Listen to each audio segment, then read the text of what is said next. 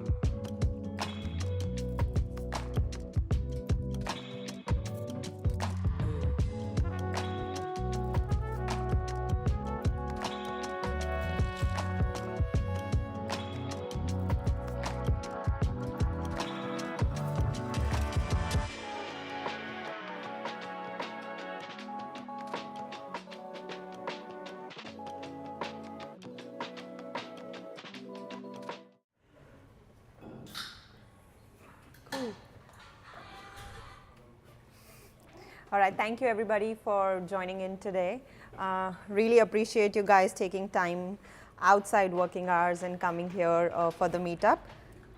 So let's get started. Hi, my name is Palak. I am the co-host for the meetup here today. I'm the delivery lead here at Fabric Group. Over the last 10 years in my career, I've been helping teams build digital transformation project and also data projects. While doing that, I've realized, especially for data projects, things can get really messy and dirty, especially in that initial phase when we are still trying to figure out what the requirements are, who the stakeholders are, what is their definition of success. So yeah, today we'll be exploring that ambiguity together. And also in the last 2 years, both Ankan and myself, we've been working on a legacy data migration / digital transformation project in Australia Post. And yeah, in the past 2 years, I would say it was nothing short of a crash course on building patience and dealing with uncertainty. Really helps when you have a 3-year-old toddler at home. Yeah, that's myself. Over to you, Ankan. Hey, hi everyone. I'm Ankan. I am a full stack developer, been in industry for like almost a decade now, been with Fabric for 2 years. Yeah, I'm mostly a full stack developer, but I've been in data projects for like the last couple of years, 2 to 3 years. Yeah, we are going to share today whatever we have learned, and maybe it will help you going forward in your projects as well. We are part of a meetup group called Being Agile Melbourne. It's a vibrant community of 1,500 people, 30 plus speakers, and we've organized around 20 events so far. And this meetup group is supported by Fabric Group. So shout out to Fabric Group for supporting us, for helping us share our knowledge and experience out with the community, and also letting us use the space. So thank you, Fabric Group. Awesome. So now let's get to know a little bit more about Fabric Group before we get started. So yeah, we are a full service technology consultancy company. We have more than 100 plus consultants across the globe. We have been delivering like digital products for Australia clients and also outside. So yeah. All right, before we start, a couple of housekeeping rules to ensure everybody is safe. There's an emergency exit door right at the back. In case you need to step out for any sort of emergency or personal reasons, you can obviously leave. You don't have to tell anybody. In case you need to use the toilets are on the right-hand side of the door. And yeah, at any point, in case you have any questions, you can reach out to myself, Ankan, or people who are out on the floor as volunteers helping us out today. Okay, before we actually get started, I want to cover a few ground rules so that everybody gets the maximum value out of the session today. So I want, rule number 1 is you all have to participate. I encourage you all to ask questions, share your experience, so that we are all able to learn together. I would also request you guys to let everybody talk, so make sure everybody in the group, everybody on the table gets heard. We are dealing with data project today, so there can be a lot of ambiguity, so things can get messy, but that's okay. So let's embrace that mess and learn together. We also have to be slightly conscious of time because we've only got roughly 1.5 hours today for the whole activity. So in case there are conversations happening that might take a lot of time, I will request you guys to shorten the conversation and maybe take it offline. And yeah, just be respectful of others, have a smile on face, try and avoid using mobile phones. And at the end, I would just request you all to have fun while we are learning things together. Awesome. Now that we have set up the ground rules, let's talk about what's in for today, right? So we'll start with a brief warm-up activity, so basically to introduce each other to others. Then we'll move on to like setting the stage for the data project complexity, where we will share the problems, the challenges, the ambiguities that we have faced and we usually face in a data project. And then we are going to break out into groups and try to put this principles into practice and try to do like a real world project scenario and see how we can tackle those problems. And then we'll finish up with a brief Q&A. Cool. So for warm up, what I would request you all to do is split up into teams. Ideally, a team size of 5 would be great, but in case you have one extra person sitting on your table, just feel free to include them as well. As part of the warm-up, I would request you all to introduce yourself to the team members and just share one word that describes your feeling about what you're expecting from the session today. So for example, I can say, hi, my name is Palak. I'm quite curious to learn what really happens as part of the data projects and why is there such hidden complexity? What's the hype about these projects? So that's an example. So we'll take 5 minutes for this activity. I'll put a timer on the screen so that we are time boxing this. And yeah, just break out into teams and introduce yourself to the group.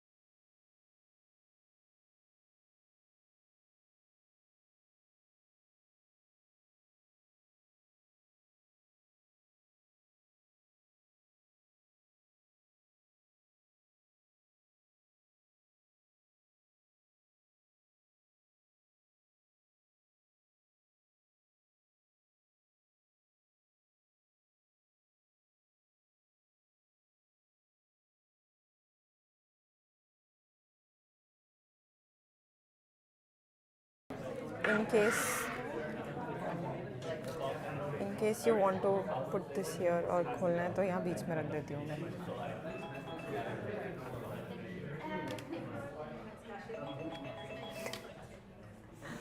All right, time's up.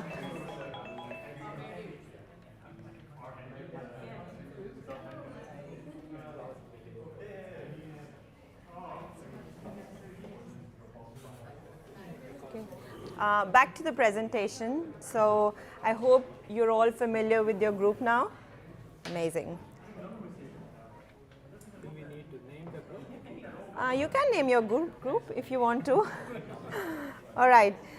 So let's set the stage for data project complexity. Let's understand why we are here today. Let's understand why we are actually talking specifically about data projects and not just any project in general, because let's be honest, we face complexities in all projects. We're really talking about data projects today because of the type of uncertainty we'll experience. It's different from any regular app development project. In fact, we feel like app development projects are very different from data projects. And we'll talk about the reasons why we feel so. So first being ambiguity in the business requirements. In case you're actually migrating a legacy application to a new modern platform, in that scenario, you'll see that the documentation for the legacy system might not be available. Because it's a legacy application, there would not be people supporting the application anymore. And in case there are people supporting, they very rarely know about the hidden complexities within the application. So when you get started, you have to figure all of that right up front. And speaking personally from experience, even if we spend a lot of time trying to figure out complexities and clarity around the requirements right from the beginning, there will always be things that you will discover along the way. So handling those ambiguous business requirements is a very key and critical challenge in the data projects. Another being constantly changing source system. So we realize that a small tweak in your source system or a small tweak in your source database can actually ruin your entire pipeline. So things can go wrong by a small change in the source system. So how do you preempt that? How do you actually solve for that complexity right from the beginning? But because what we realized that a lot of times there were errors and issues that we discovered when the data start getting populated in production rather than figuring it out right up front. There's fragile transformation logic. So transformation logic is the core of any ETL pipeline, right? So in case where your transformation logic is hidden in SQL scripts or legacy code base, how do you actually understand that logic completely right up front? There's also conflicting definition of success. There can be different teams involved from your stakeholder side. People from operations might speak different language. People from finance may have a totally different understanding of success. Your leadership might treat success differently. So how do you actually ensure there is alignment between the different stakeholder group? And lastly, all teams often speak different languages. So when you'll talk to a stakeholder that's from operations, they will talk about different KPIs and metrics. That's important for them. However, if you'll talk to a data engineer, the language would be purely focused on data and the insights that we are trying to drive from the data. Whereas a business analyst would focus on the value that we are trying to generate from the system. So different teams will tend to speak different sort of languages. Getting the different teams to speak the same language and make sure everybody understands the data that we are trying to produce is a key challenge, but a problem that we need to solve and plan from right from the beginning. So let's talk a little bit more about in detail, right? Like how the data projects and the app projects are different. So let's take few scenarios, right? So in your application, if you are building like a mobile app, you own everything. You own the code, you own the database, everything is in your control. If you want to change some schema, some schema level changes, some database level changes, it's still okay. You can make the app adapt to it.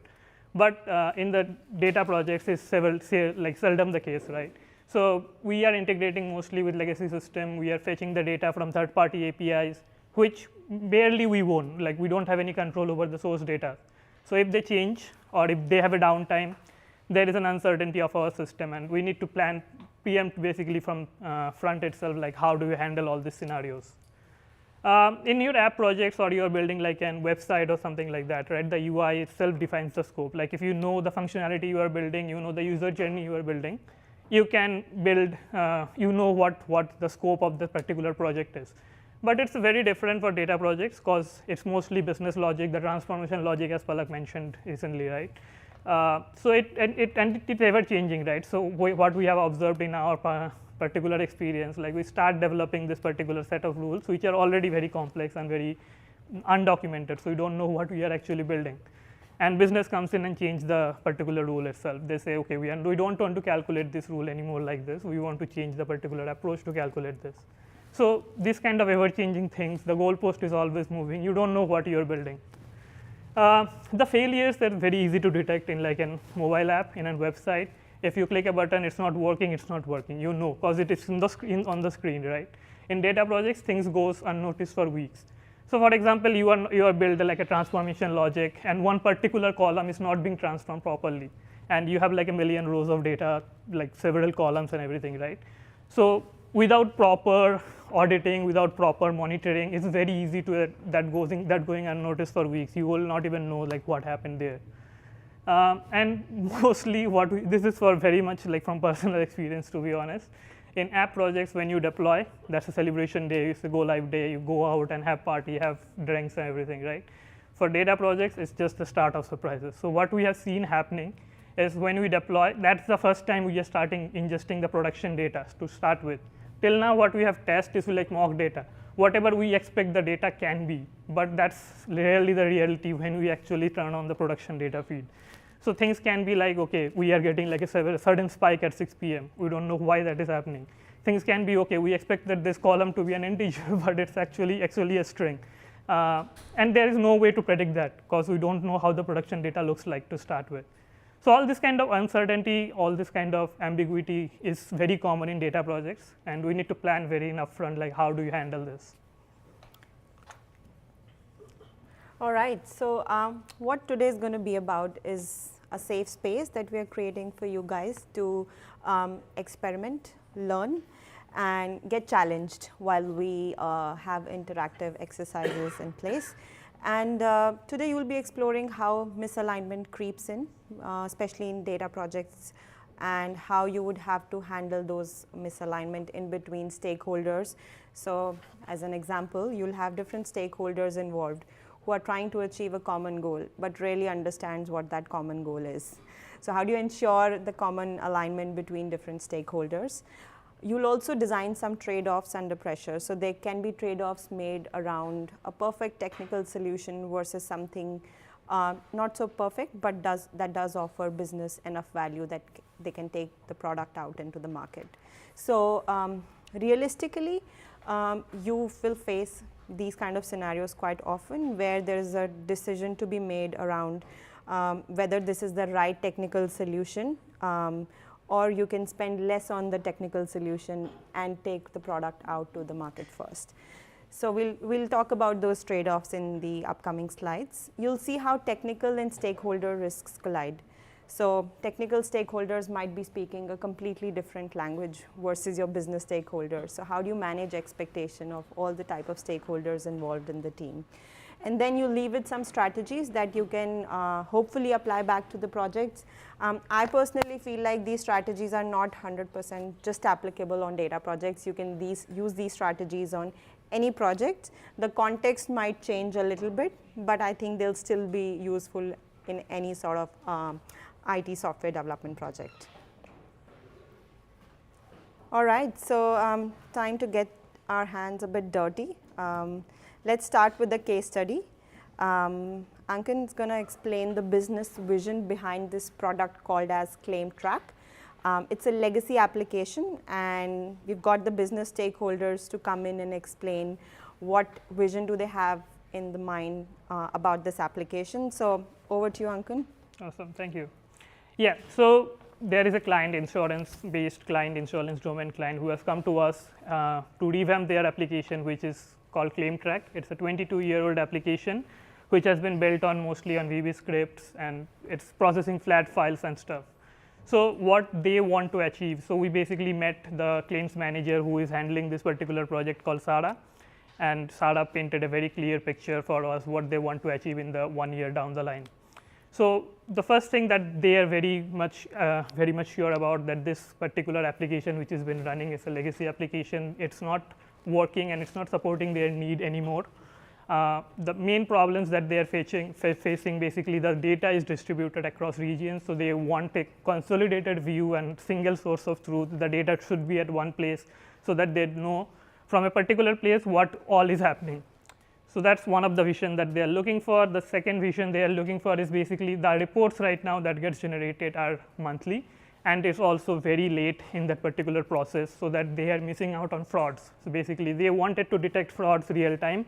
They want to detect fraud as soon as possible that happens, but they are not able to do it because of the delay in reporting, and also the reports are not very reliable that they are getting.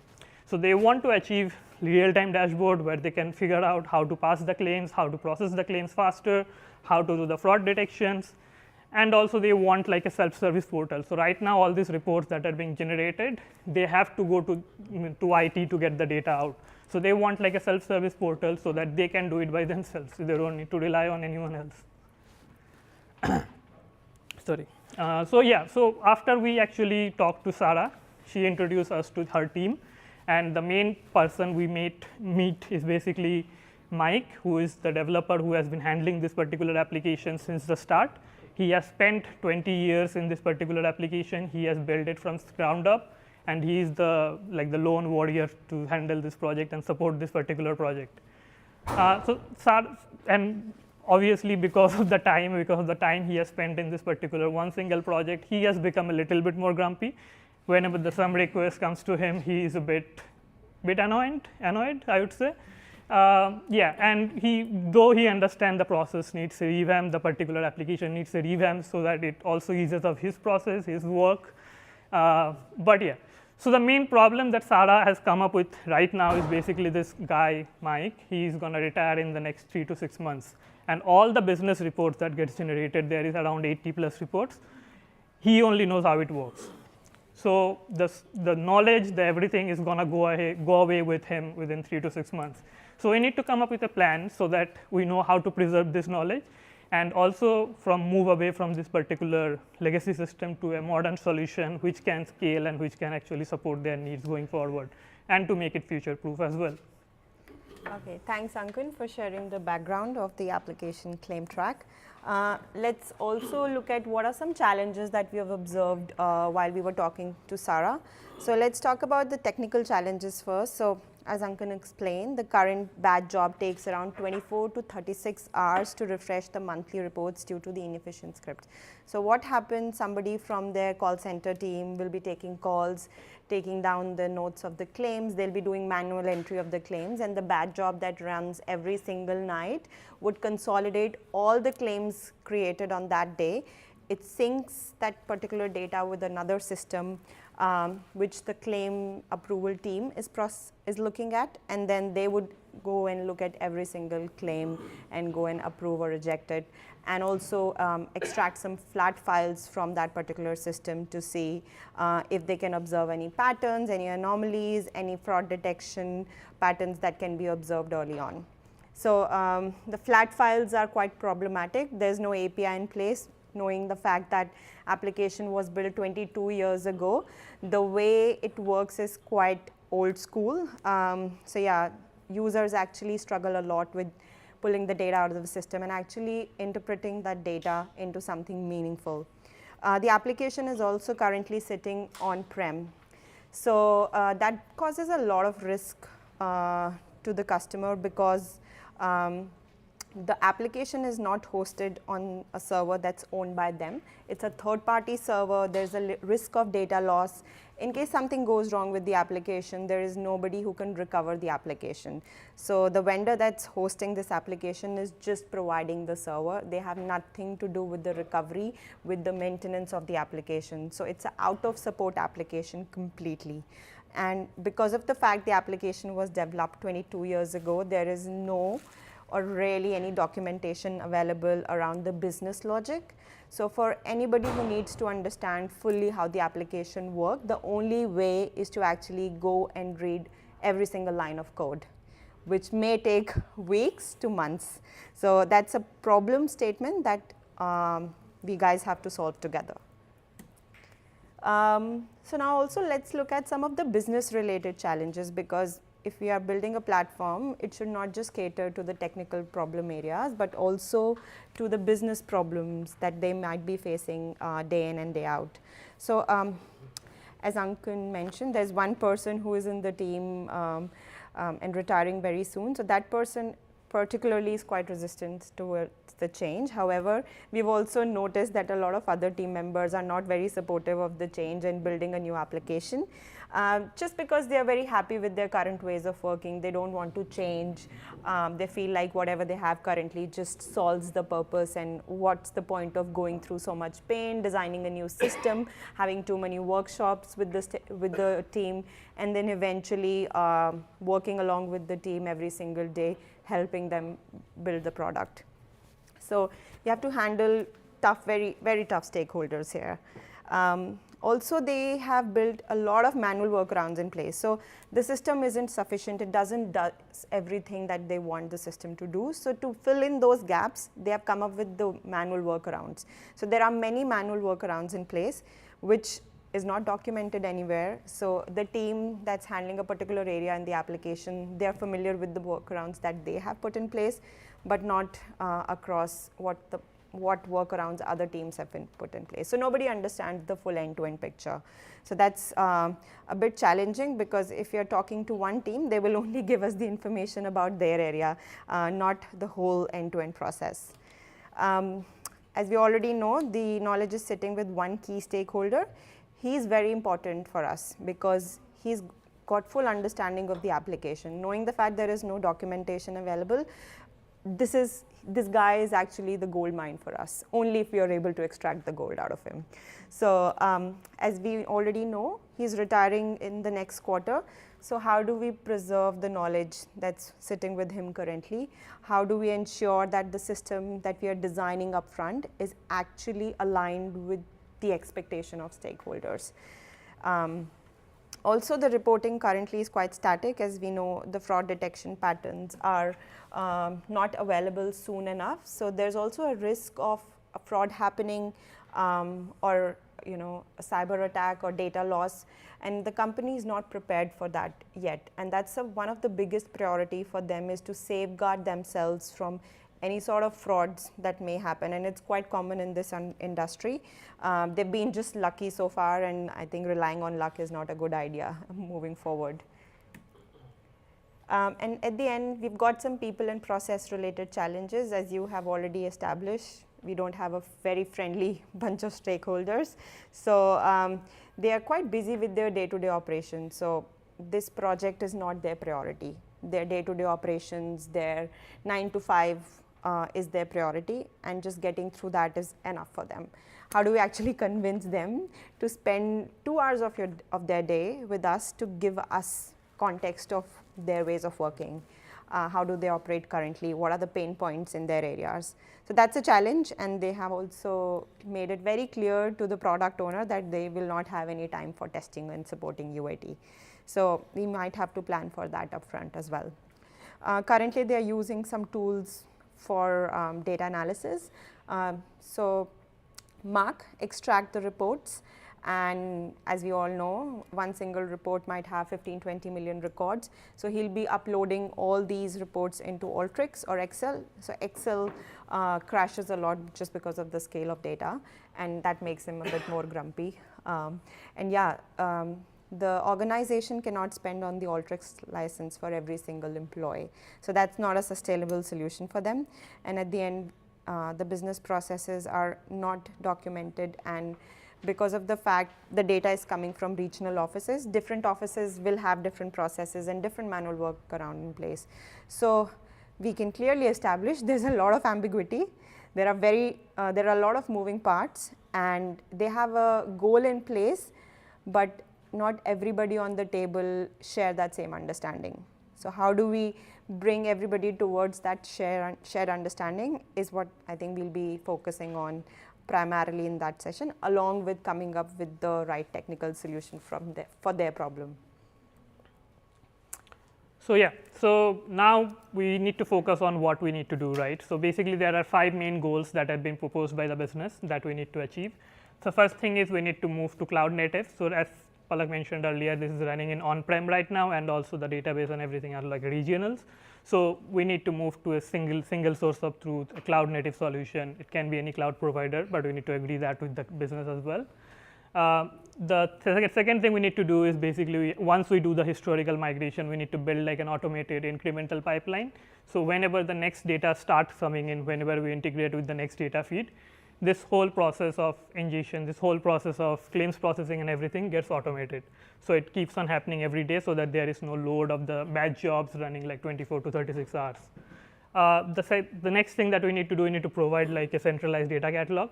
And what do I mean by that is basically we need some kind of a documentation, some kind of a traceability in the new system that we are building, because there is nothing in the current system, and we certainly don't want to replicate our mistake what we did for the first system in the new one as well. The fourth one is basically we need to build the interactive dashboards and like something for the business people to interact with, so that they can see the live status, whatever is happening. They can process the claims faster, they can detect the frauds faster and everything. And the last thing that we need to do is basically we need to retire the current application. We need to, because basically this is posing a very much cost risk to them, and also like security risk, all the compliance risk and everything along with it. So yeah, these are the 5 things that we are targeting today. Cool. So in the upcoming exercise, we want you all to focus on these 5 different areas. First being establishing tech versus business requirements. So when we will walk you through the as-is process, you'll also have to understand for that as-is process, what are the functional requirements and what are the technical requirements. So ensuring you have a backlog established of all the requirements that you need to actually build or solve right up front. The second thing being establishing a minimum viable product. So a minimum viable product is set of features that you need to go live, which will offer some value to the customers early on. It may or may not include all the features from your product, but it will just have enough features to take your product out in the market and test the waters. We'll also be focusing on establishing the RAIDs. So RAID stands for risks, assumptions, issues and dependencies. It's a very good tool to use, especially to safeguard yourself as a delivery team, because a lot of times there'll be dependencies on external teams or your client teams, which may or may not be resolved on time. So what happens in that scenario is scope creep. There'll be change in timelines, there'll be change in budget. So in some scenarios it's unavoidable, but these dependencies lets you highlight that risk early on to your stakeholders. And if you ensure that they are aware of the risks and dependencies, the chances are that they will work towards resolving these dependencies early in the process. And in case they don't, at least you have something documented that clearly tells your stakeholders that in case this particular team is not able to set up, for example, a GCP project for you, you'll not be able to start with the delivery. The next thing that you guys will have to focus on is the acceptance from your stakeholders. So in the exercise that we'll be doing, both Ankan and I will act as your stakeholders. I'll be your stakeholder from delivery perspectives. I can be your product owner. Ankan will be your technical architect. So whenever you design the MVP, you need to ensure that your stakeholders are aligned. So you need to have a buy-in from your stakeholders, ensuring we say, yes, this is what we want, and we are happy for you to start with the delivery of just this MVP. And at the end, one thing that we have been highlighting a lot of times so far is we need to ensure there is proper data lineage. How do we ensure that data quality and lineage is set up from day one? What's the strategy around that? So we'll also be focusing on that a little bit in the session going forward. All right, so this is the agenda for the exercise. We've got 5 activities lined up, and we've got a time assigned to every single activity. The first activity is mapping an as-is versus to-be process, for which we've assigned 15 minutes. You need to spend time with your stakeholders to understand how do they work currently, what are the pain points, and then based on that understanding and technical assessment, you need to come up with a to-be journey which is ideal for the customer. And ensure the customer gives you buy-in on that to-be journey. So we'll first start with this particular exercise. We've got 15 minutes to spend. I also have a sort of guide around how do you actually run this particular activity. So goal is to actually write down pain points in legacy claim track application, which you will establish while you're having conversation with the stakeholders. So we'll come to the desk and ensure you all have that understanding. You map out the current workflow. So you've got white sheets on the table, you've got sticky notes, so you can draw the process flow on the white sheets, or you can use sticky notes, or if you have other creative ways, feel free. And yeah, just mark out pain points in that process, then design a future state diagram, and then highlight what this particular future state process is solving for. So describe some key characteristics about the future state process and technical elements that you will be considering in the future state process. In case you don't have any technical stakeholder or any developer in your team, feel free to reach out to us. We'll assign one to you. And yeah, the output for this exercise is going to be a side-by-side as-is and to-be process map, and top 3 challenges they want the new platform to solve first. So everybody understands? Any questions from anyone before we start? Cool. So I'll set up the timer for 15 minutes. We'll be coming to your desk. You can get your Sharpies and sticky notes out, and we can just start designing the as-is and to-be process for claim track. Cool? Amazing. Let's get started.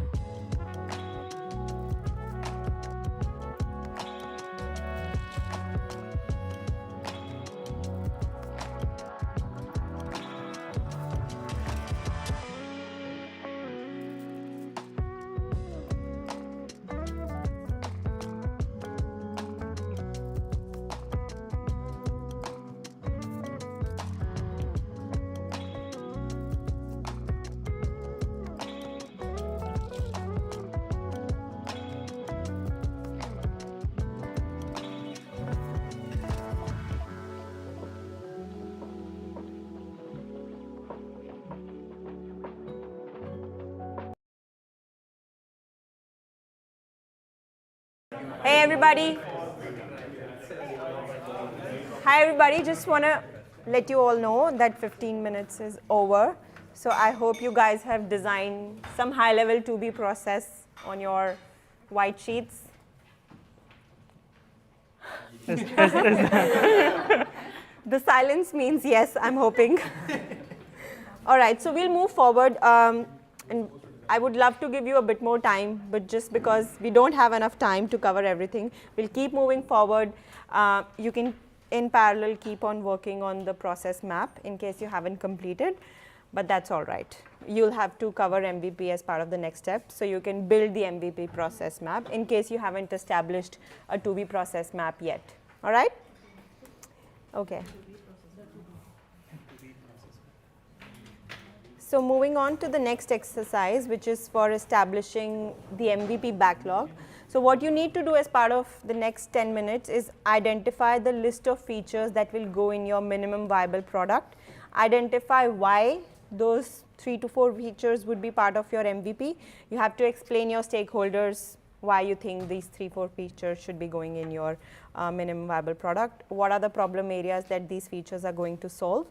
And then, yeah, the output would be 3 to 4 features or epics that describe your MVP. It's quite, I think if you've understood the process clearly in the first exercise, this should be quite streamlined. And yeah, please feel free to call us in case you have any questions or need any help. Awesome. Well, just to reiterate, we have like 10 minutes for this activity. Sorry, yeah. One question is the stakeholders, the David. majority of the stakeholders David. who were not wanting to move to a new system. Yeah.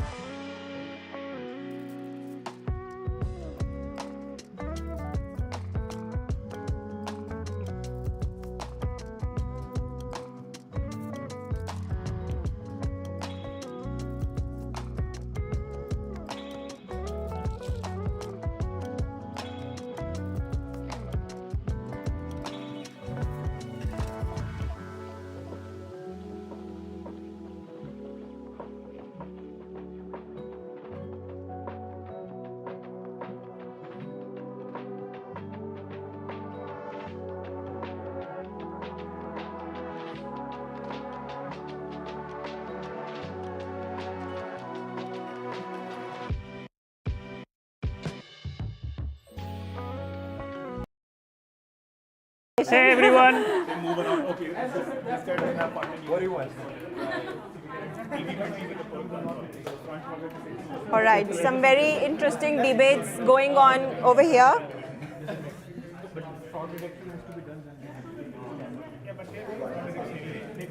All right, can I have everybody's attention, please?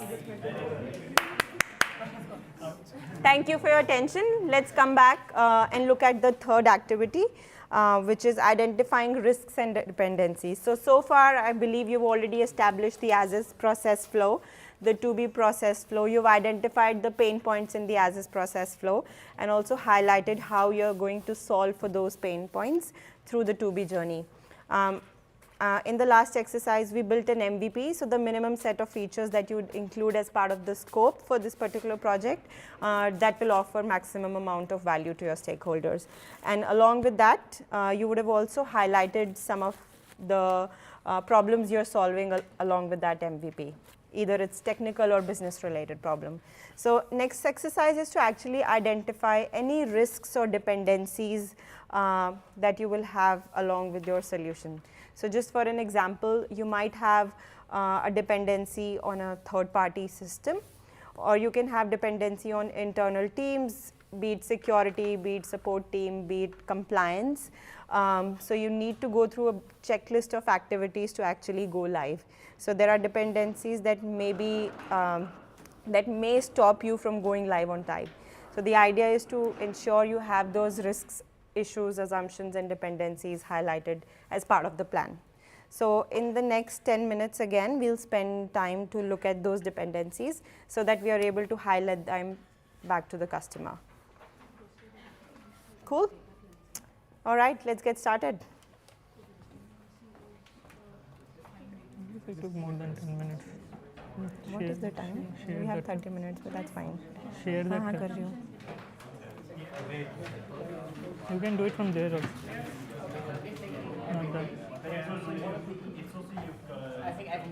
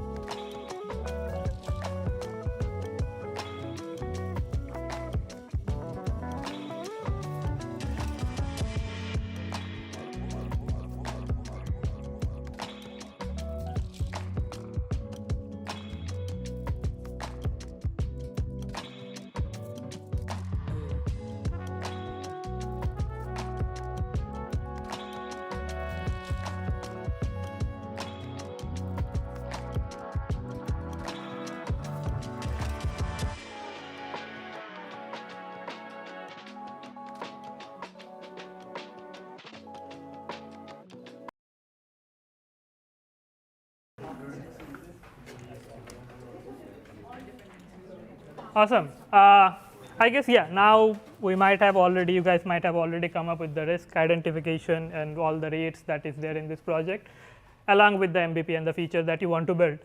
So now let's move on to the next part, where we kind of want to build and basically draw like the high level architecture for this particular system.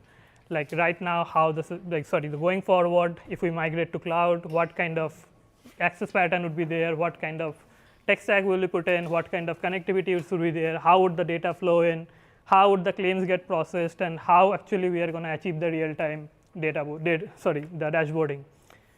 So yeah, that's the main target. Yeah, sorry. How real time dashboarding are we talking about? That you need to agree with your business stakeholders.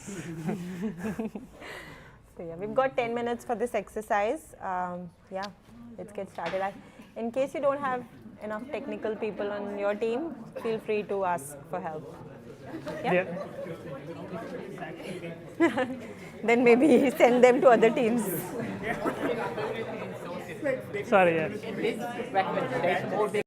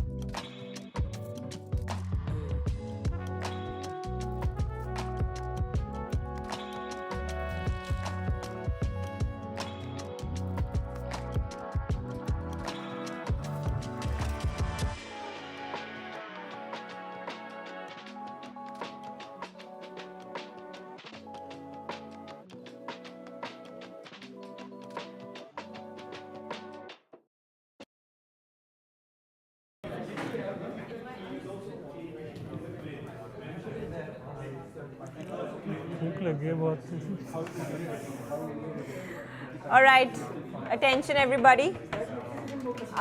We've come to the last part of this activity. Hey everyone. I would really appreciate your attention. It's the last activity, so not too long to go. So as part of this last exercise, what we will request you to do is come over here, present your as-is, to-be, MVP, and risks and assumptions you've highlighted along with the whole architecture. So it doesn't have to be too detailed. You can just give us a 1-minute quick rundown of your understanding of problem statement, how your MVP is addressing some of those problem areas, and what sort of architecture have you guys come up with. Yeah, who wants to come first? No one. All right, team 1 can come first. So while this team is presenting, you can identify people from your team who would come in and present the solution to everybody.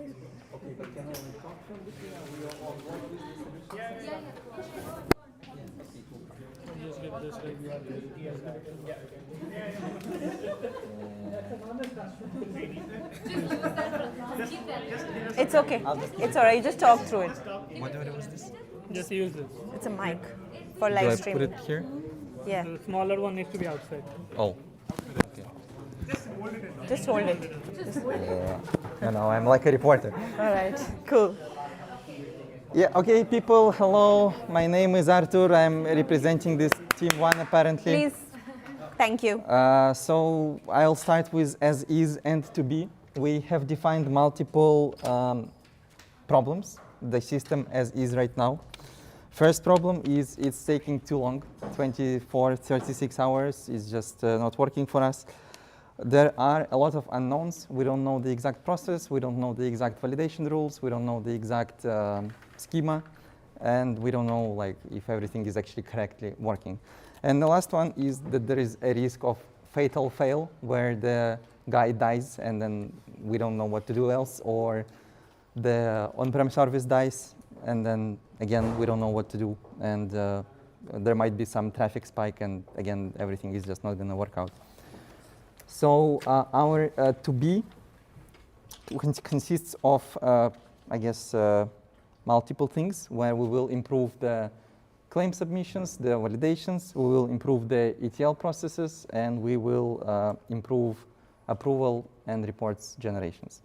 So for that, we came up with the MVP somewhere here. Yes.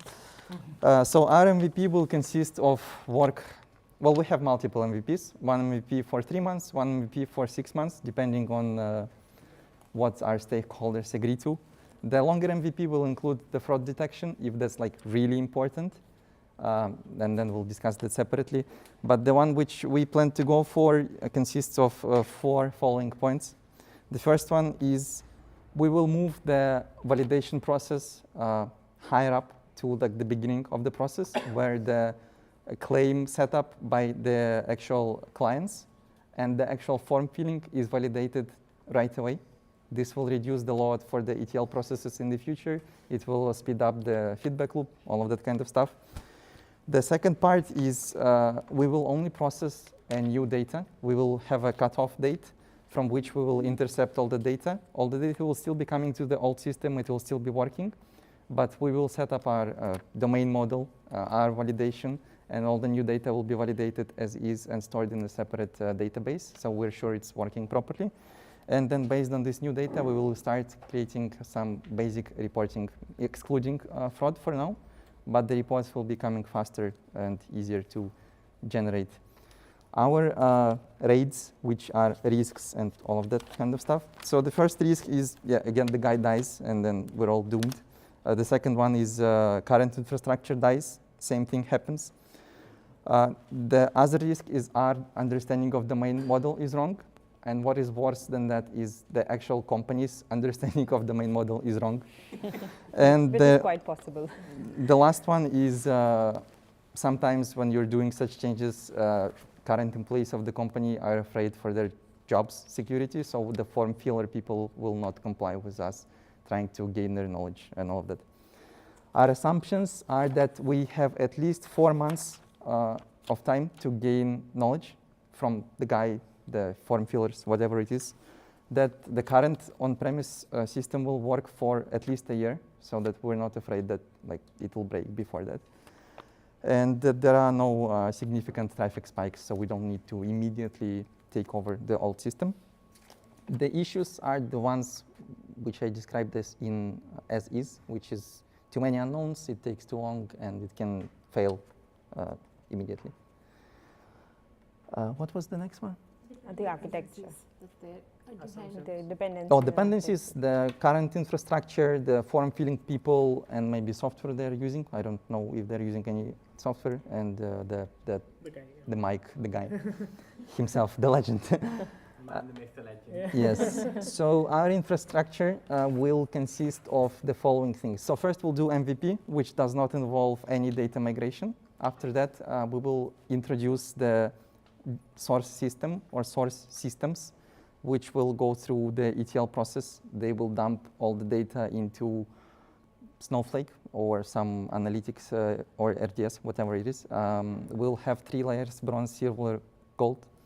Bronze is we just dump all the data there. Silver is the dumped data will go through some validation and basic transformation. And then the gold layer is actual domain model, which we'll be using for all the downstream systems.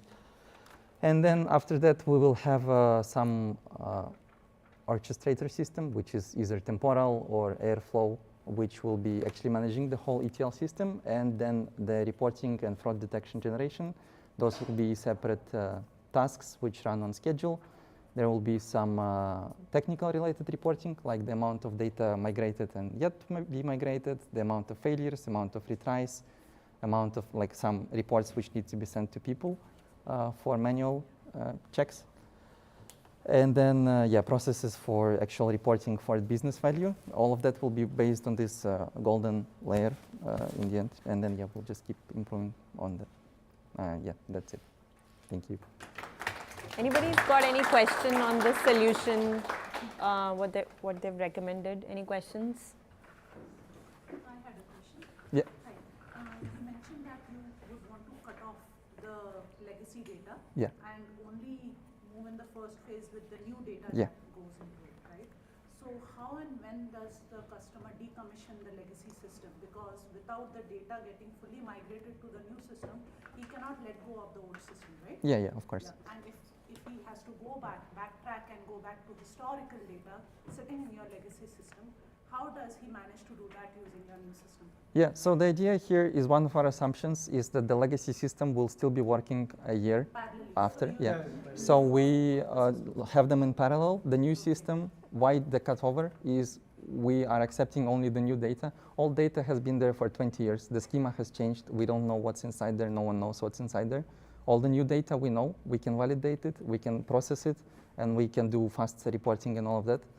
Old system works in parallel, and then when we do the actual migration after the MVP, we still have like 9 months in planning, right?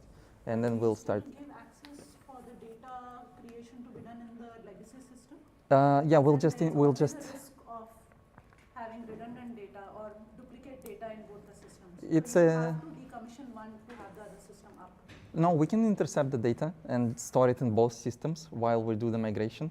And then once we're done with the migration. Do you want to have the old system in place even for putting in the claims? Yes. Wouldn't that be a lot of effort for the claims guy? Not only effort, but how do you intercept? Because right now the current system that is running is like a desktop app or something like that, right? Which the user is, the person who is taking in the call, they are going in and they are just manually putting in the stuff there. So how do you actually intercept that request so that you can automate it as well? I mean, I guess you could just get all the flat files which are currently created from certain date and then just load them in your system. But flat files are getting generated at the end of process, not from the beginning. So beginning the data entry is purely manual. I think we're planning to have the two systems. We have all the old system and the way the data input was done for the old system stay the same.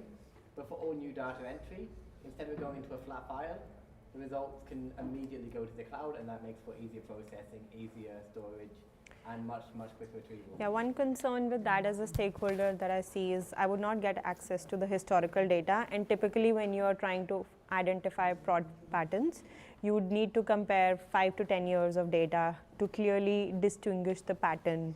So fraud detection will still be done in the old way in this scenario, which is okay, as long as users know that they'll be following the manual process for another 6 more months. Yeah. All right, I think just in the interest of time, we'll move forward. So we'll move on to the next group. Yeah. Hi guys, how are you? So basically, the problem statement I think is explained. I'm not going to repeat on that. And directly going to start from the MVPs. And Can you hold this in your hand? It's a mic Yeah. for live streaming. so yeah, we're going to directly jump to the MVPs. For deciding the MVPs, we had some criteria. We're going to focus on 3 things. We're going to save time of the client, we're going to save the money, and we're going to improve efficiency. How do we improve efficiency? Basically removing all the areas where admin manual work is, so that we could automate it, so that there are less and less human errors. So basically, first of all the data, we are planning to make it cloud-based. We for now selected Salesforce as our go-to tool. So we're going to migrate all major data to Salesforce, so that the data is there at the cloud. And initially it might be a bit expensive, but as the business grows, we could always grow the licensing fees accordingly, so that we won't have the issue later on. Secondly, how we've decided to go ahead is that we're going to have an omni-channel route of registering the complaints. So basically, we've decided for now that we can have around 3 to 4 ways. Maybe it's a chatbot, maybe it's email, or maybe it's a Google form or something like that, where the person registered the complaint claim. All of that would lead to the Salesforce cloud. There we would have automated allocation rules and automated rules where, according to the sectors the claim is from, suppose it's a car insurance, suppose it's a health insurance, it automatically flows to the correct person. Once it goes to the correct person, what we're now planning to do is send email reminders to the correct person, so that the case is not missed and the alert is automatically sent. Once that happens, the junior level person who initially gets the case would get an option of studying the case. Once the study is done, he will get 2 automated options of either approving the complaint or either rejecting it. And accordingly, if it gets approved, we are planning to flow the same complaint number to his or her manager, so that the final approval before sending the payment could be done. So these are our general MVP that we decided. And then also of filling the form and then. Yeah, exactly. And even of the filling the forms, a lot of times person starts filling the form but ends, and before ending it, it leaves the page. So we'll register the time the complaint form started from the some information that we already have. We are also planning to send automated reminder emails that, hey, you were filling this form, it's been 12 hours, you haven't filled. Is the complaint still going on, or is it closed? So we're also planning to do the same. The risks that we identified and the dependencies that we identified. So again, data redundancy is one risk, because the current data is in silos, and that's an issue, and that also creates human error. So you want to reduce as many human errors as possible. Multiple systems are there, that's also something that we want to take care of. Access rights. So in insurance, there is a lot of compliance rules as well. So what we've decided that using Salesforce, we'll give roles to every single employee, and the data would be filtered according to the hierarchy rules basically. So what we'll need to establish is also some basic company process flows and process rules. We'll do the load testing, and compliance is done. And then the comparative. Again, change management is also something, because now we are shifting to a new system. We need to train the current employees of what the new system is as well. So there will be some resistance towards it initially. So we need to make them understand, okay, why are we doing this? So we need to get back to the employees as well, and we need to show them, okay, this is your current system, this is your future system, XYZ are the differences and the results. You'll save X amount of time, you'll save ABC amount of money, and you'll remove all the admin manual work, so that you could only focus on the productive task. And for the architecture, he designed it, so he's gonna carry forward. Thank you so much.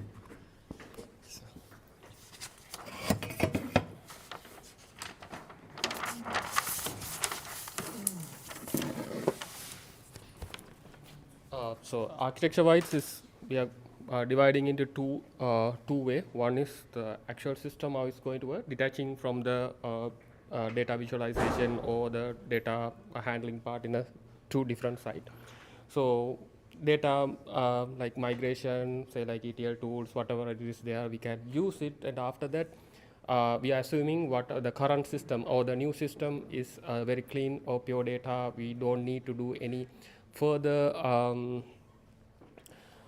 data processing or the cleanup work before going for the BI tools, and also we can use Snowflake or Tableau or whatever the AWS ecosystem has or whatever it is. So I'm not going to talk about the other side. And then from the system side, I would say on a MVP base, three simple modules. One is for the lodging part, where the lodgement officer receiving the call or whatever, and then make the lodgement. The second module is the back office officer who is going to review the claim and whether it's approval go ahead or not, that kind of approval model. And third one is claim, that is financial model, which is releasing the money and everything. But in between also the data is connecting to the approval side. So the approval person's module, where the fraud detection or say like repetitive insurance claims and everything, that's kind of we have to identify multiple models on that, how it's going to happen. That's the basic architecture, very high level. Like yeah, that's what we have designed so far. Cool. Thank you. 5 minutes. So yeah, it's an interesting take on solving the problem. So instead of building a custom solution, we are using Salesforce. So yeah, it's interesting if we can do a POC and show how that works.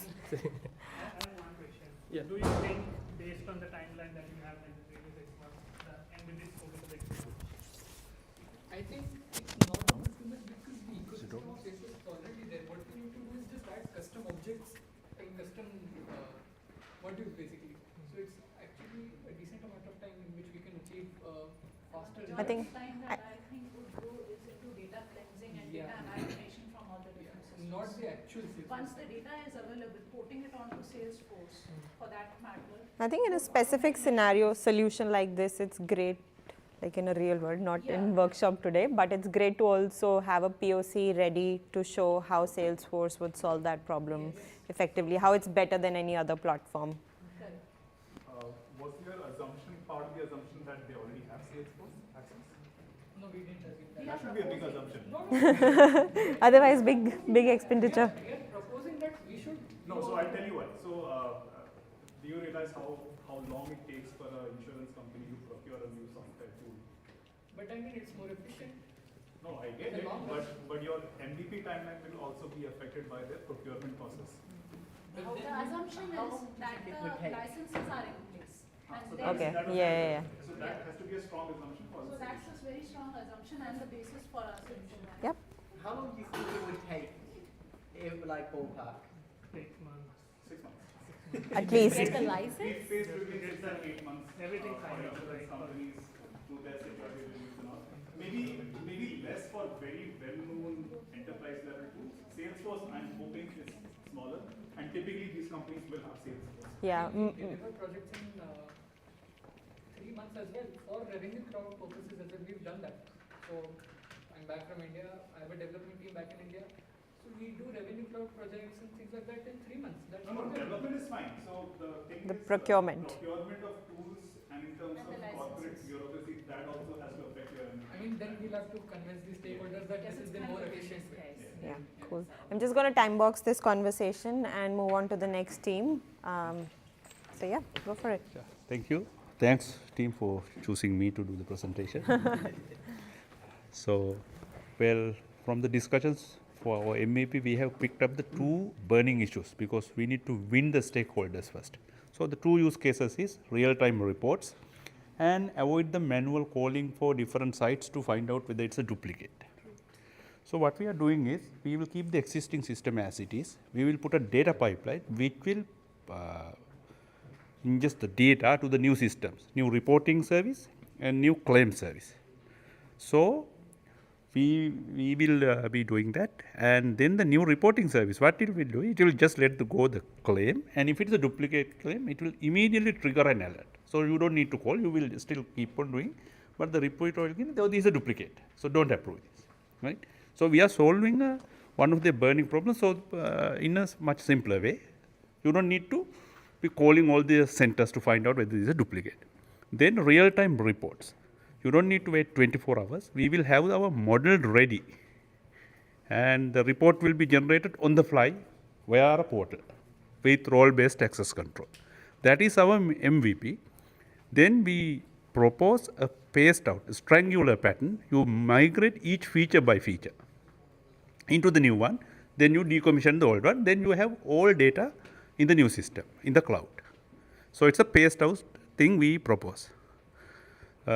Apart from the technical thing, so we propose Mac principle based, Microsoft Cloud First headless API based system for the new one, a portal with the open closed principle with MEP, so you can keep on extending that, right? That is our architectural proposal. About the assumptions, we assume that the person who has this tribal knowledge is going to be with us. As honor to him, I propose that we name this project by his name, which will be a motivation factor for the person to stay. He will be there. So, and we assume that we get some help in understanding real business cases, so we can validate and understand the dynamics of the old system, which we essentially need in building this data pipeline to transform this data. And we will do one-off migration for the historical data, but we won't migrate all the data once. Since the new service is a microservice based, we will migrate data chunk by chunk, which won't put unwanted distress on the old system. Because if you are going to run a big migration, that is definitely going to have an impact on the old system. Yeah. And about another problem we can see is the people doing manual work, the IT people who are generating reports for managers. They will feel that their jobs are at risk with this system. So how do we address that? And you will get a huge resistance from them. So we need to make them a part of the problem. We need to find somewhere else. We need to engage them in migrations, provisioning, etc. So they will also be a part of new solution. Yeah, so basically that's it. Yeah, I think one suggestion from my end is to, instead of calling out these as assumptions that your customers will collaborate with you, they'll give you the data, they'll give you your understanding of the data. I think we should definitely put that as a dependency and call it out as a risk that if the data is not made available on time, then project timelines that could will be suffer. RFC, part of RFCs.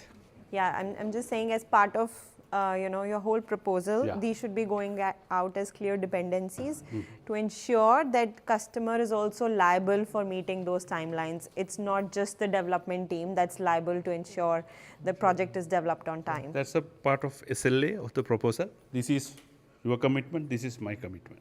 Yeah. Yeah. That's how you put it in RFC. This is what you have to do, this is your timeline, this is my timeline. Then we all agree. Anything the team has to add? We talk about the tribal knowledge and the person.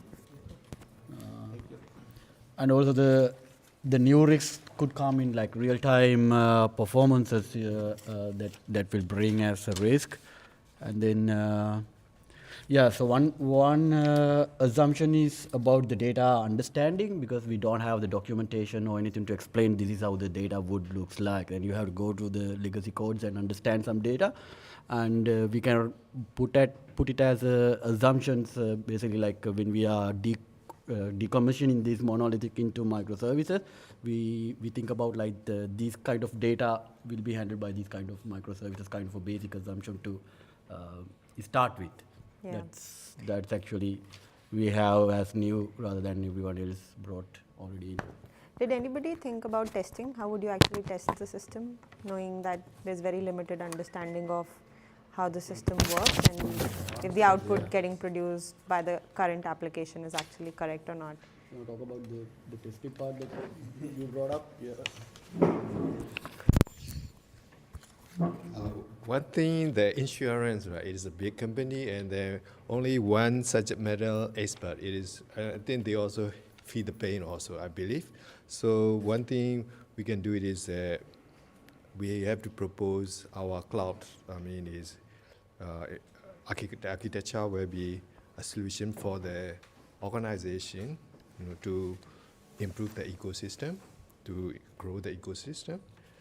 And another thing is, for coming to the testing, I believe we need to, we need his help, is to testing. But we can try to understand the macros and all the logic and then generate his report, monthly, yearly, those kind of things. And then from that report, and we also try to generate from ourselves and then see there is a match or not. And those are the things that we can do the verification.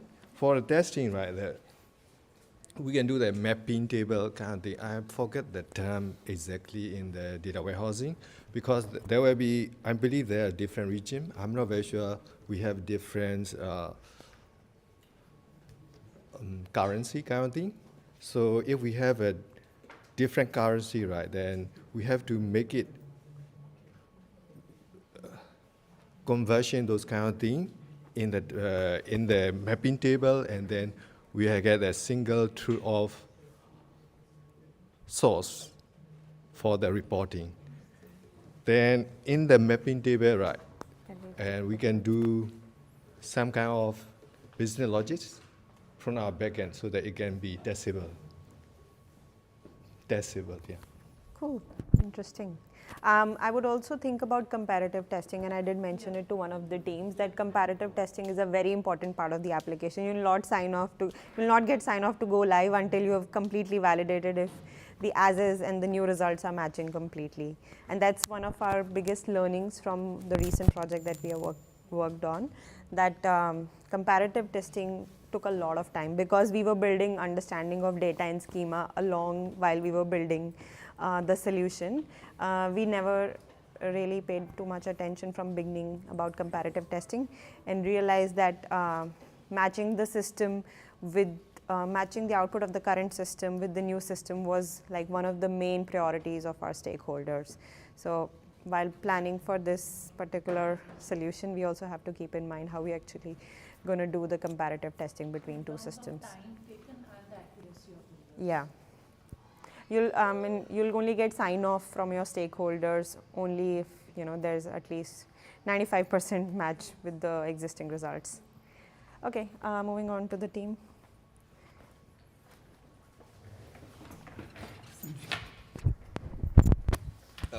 Thank you. We found it incredibly hard to put anything in the as-is. The application or the current setup sounded terrible, so we thought everything should be in to be. But given this is an MVP, we thought we'll address the riskiest parts of the business and kill two birds with one stone. One is remove that risk that only one person holds the entire information, and also focus the MVP on mitigating that risk, and then we'll bring in the nice to haves along the way. For example, the user interface where they could have a unified platform to upload the claims, etc. But as we progressed through the rounds, we realized that person is not just the risk, it's also a dependency. There's another risk, which is the data. And given how this company has been doing their things, we were not very convinced that the data is safe there, or maybe that is another area we should focus on. So we thought we'll have two teams working in parallel. There'll be one team that focuses completely on migrating this data from on-premise to cloud, while the other one works with this person on creating a simple APIs or interface where other people in the company can produce the same reports. So what we need to do is get that knowledge from him and build APIs on top of it so that anybody in the company can put simple inputs and generate the same queries. So I'll hand it over to my friend here, and he'll talk more about the cloud migration. Okay, so yeah, so talk about the cloud migration. So firstly, why we want to do this in the MVP? Because we want the data is safe. Because this might be some point could kill the business. So yeah, so the idea is we use a pipeline to migrate the data into some cloud like AWS in a data warehouse. And for here we choose to use so firstly for the data warehouse we choose to use the S3. Because firstly, because it's cheap, and also secondly, is because many of the data analysis system could run based on the M3. I mean based on the data in the M3, and after that, like after the migration, actually we decoupling the relationship between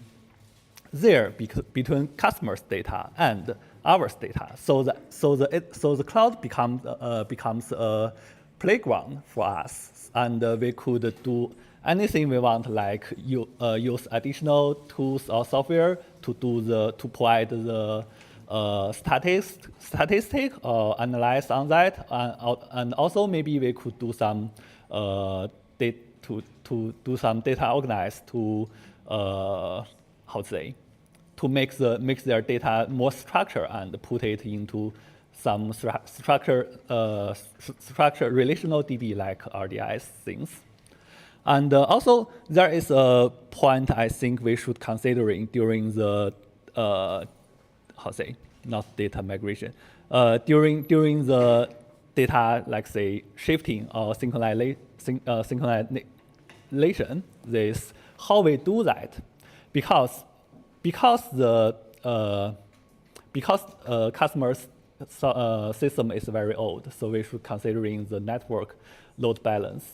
Like if we just create a pipeline, use VPN to copy the data out, would that operation impact the system of our customer? This is a very important point, because they don't have replica.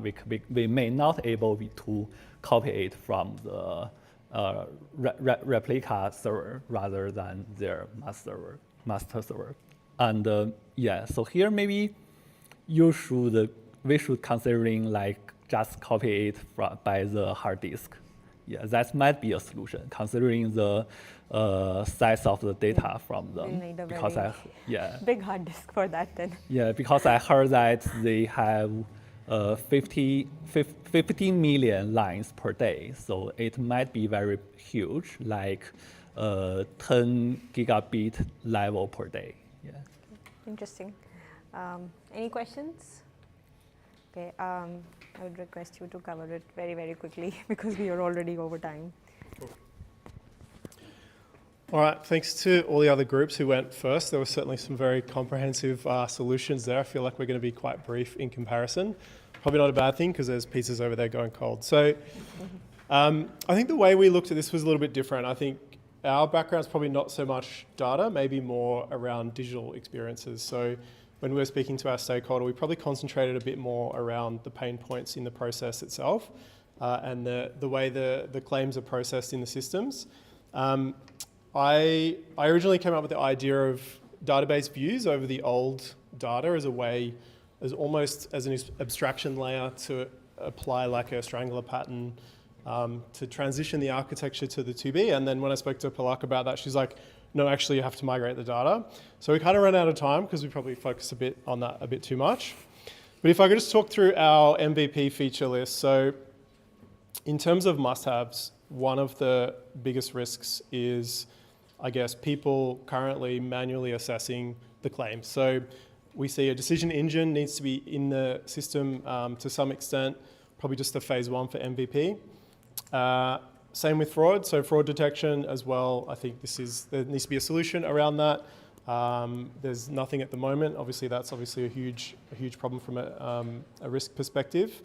In terms of the architecture, we see this moving more towards a microservices architecture. That way we can, I guess, pick off the different bits of functionality we need to rebuild in the system. Logging observability, I guess probably no one's really talked about that. That was one of the issues with the current system, right? Like we don't have a lot of visibility into what goes wrong when. And then moving more into the nice to have. So the whole thing needs to be rebuilt into a web-based platform of some sort. We need to move away from the old app, and that would obviously talk to the new database once that's migrated as well. What else can we talk about?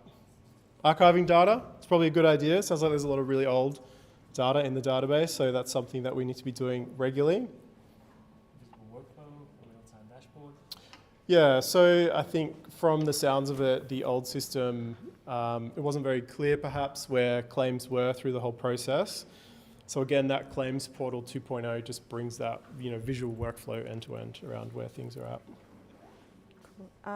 If you were given the choice, would you build the ETL pipelines first, or would you spend your initial 2-3 months in actually building the front end that's actually helping the claims processing department to look at the claims and approve the claims? Yeah, look. Out of the two, which one do you prioritize? Well, it depends on compliance, right? Like how much time they're giving us to like sort of like Based on your understanding of this system so far, whatever we've discussed. Like there's obviously a huge risk in leaving it on a burning platform. So I think that risk needs to be mitigated almost straight away. But I think in parallel, you could start doing some of the other stuff as well. So it's not, because like, let's say you migrate the data, you've got an old system there, you're going to point that at the new data, like that's just regret spend, like that's just tech debt, right? So why not try to build out a new system? Yeah. Cool. I think just from our experience, what we observed that data itself, the output data that we were producing from the system was the core. Business was never focused on how the UI is looking like and how the front end is helping them out with so many other things that they can look at, some snapshots of reports, etc. At the end of the day, they were mainly concerned of if the source system data, the current system data is matching with the new system data or not. So I feel like this is one thing that differentiates app projects with data projects. The focus will always be on data at the end of the day. Like we can have pretty front end and interactive systems in place, and they're all good to have, but at the end of the day, if your data isn't matching or isn't correct, you'll have to go back and figure out why. Yep. So that's not the main pain point for them right now, right? Because they are used to it, the flat files that we are processing right now, and they quite understand how does that look, how does that process. So that's, I would say that's not the major pain point, that how they're interacting with the data. This still can go through, but how the data being in the on-prem server, not consolidated, that poses a business risk more than that. Yeah, I think we never mentioned the fact that they're very unhappy with the way existing system work. Yeah, it's a small detail, but the users are working on the application for last 15 years, so they were quite content with the way. For you guys, Sorry? about the UI. So you were saying a lot of the current stakeholders in the form of employees were resistant to change from the old system to the new system because it seemed hard to use. And do you think any of that could be related to the focus on data as opposed to UI, usability, UX? I think that's partially related to the nature of stakeholders and very less related to the system actually. Yeah, because of the fact that they've been working on the same system, they're happy, they're content, they don't want to change. It's not more about system, but it's actually more about them being resistant towards the change. But yeah, I know we are 30 minutes over time, so I will not take any longer. Thank you all for your time today. I really appreciate you guys taking time out of your busy schedules and coming here for this interactive workshop. I'm hoping you guys learned something and are taking something back today. And yeah, for the next 2 minutes, I'll just ask our talent acquisition team to come and walk you through some of the openings that are currently on Fabric Group. Somebody? Okay, thank you, Palak and Ankon. And this is Eva from Fabric TA team. And thanks so much for joining us today. And it's been awesome to just have you today. So just before we wrap up, I'd like to take this opportunity to share with you some exciting openings across different areas in early 2026. So for our onshore team in Melbourne, we are looking for some tech leads and native mobile developers, developers. And for the offshore team in China, we are looking for some senior full stack developers and also some senior QA, automation QA.